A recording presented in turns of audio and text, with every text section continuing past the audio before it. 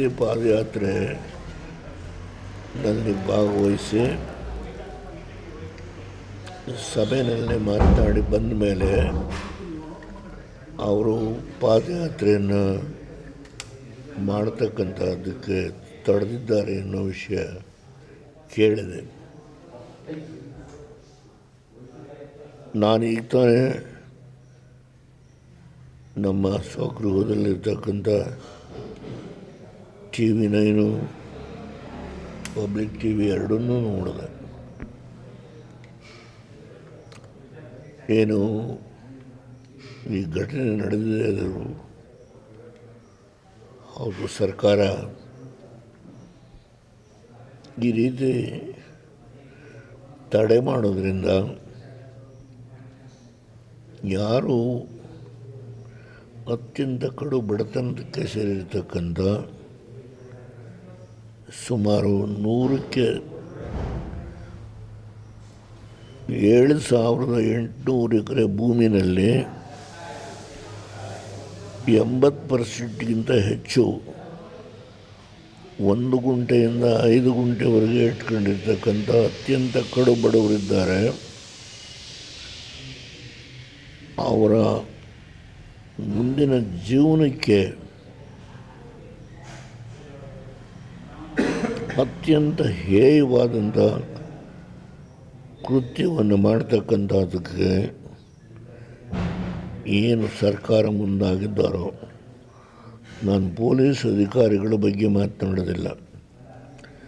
ನಿನ್ನೆ ಮುಖ್ಯಮಂತ್ರಿಗಳು ಯಾರು ಜಮೀನು ಕೊಡೋದಿಲ್ವೋ ನಾವು ಅವ್ರಿಗೆ ಬಲಾತ್ಕಾರ ಮಾಡೋದಿಲ್ಲ ಅಂತ ಹೇಳಿದ್ದಾರೆ. ಆದರೆ ಇವತ್ತು ಯಾಕೆ ತಡೆದರು?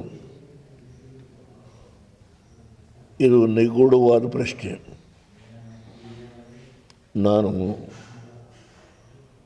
ರಾಜಕೀಯ ಜೀವನದಲ್ಲಿ 70 ವರ್ಷ ರೈತರ ಪರವಾಗಿ ಹೋರಾಟ, ಹಲವಾರು ನಿದರ್ಶನಗಳನ್ನು ನಾನು ಕೊಡಬಲ್ಲೆ.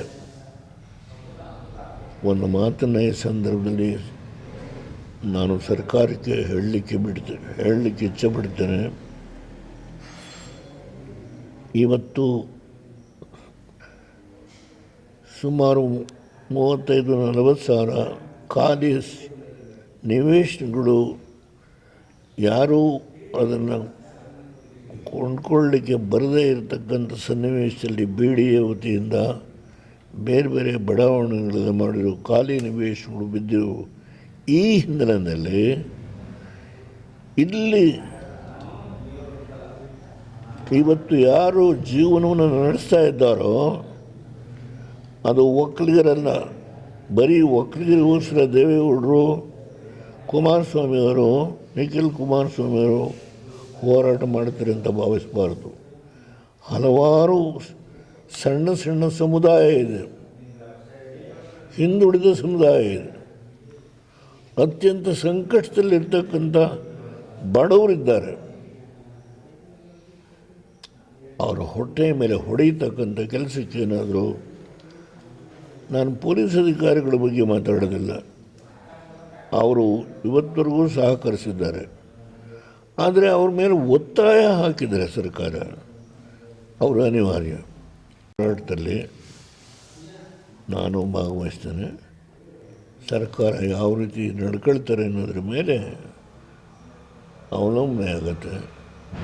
ಆದರೆ ಇದರಿಂದ ನಾವು ಹಿಂದೆ ಮುಖ ಆಗಲ್ಲ.